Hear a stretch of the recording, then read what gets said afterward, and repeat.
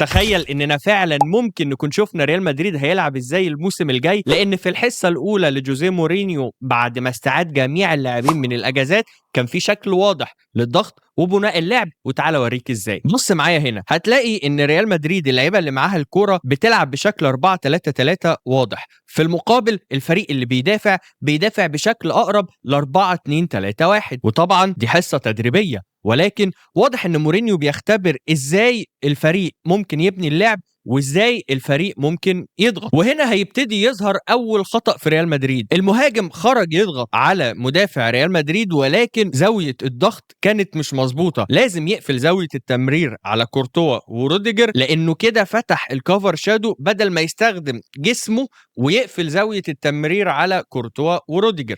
وبالتالي المشكلة كملت لما المهاجم خرج بالشكل ده علشان يضغط. اللعيب اللي هو المفروض في مركز رقم 10 كان لازم يقرب على طول ويكمل الضغط ويقلل المساحة، ولكن ده ما حصلش. وبالتالي كورتوا كان عنده وقت يرفع راسه ومبابي عنده مساحة يتحرك فيها. ودلوقتي بقى هوريك المشكلة الأكبر.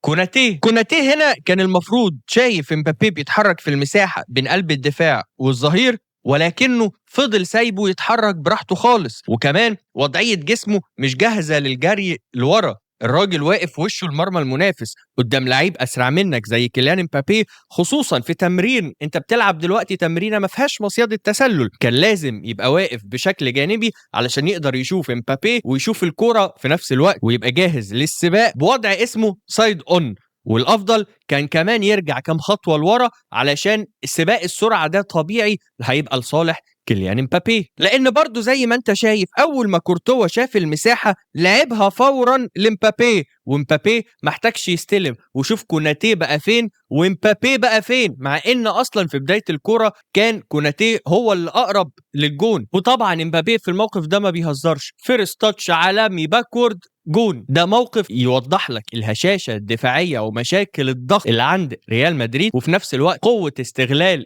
كيليان امبابي ومهارته. بس هل تفتكر دي مجرد حصة تدريبية ومش ده الشكل اللي هيلعب بيه ريال مدريد الموسم الجاي، ولا ممكن يكون ده فعلا الطريقة اللي هيدافع ويهاجم بيها خوسيه مورينيو؟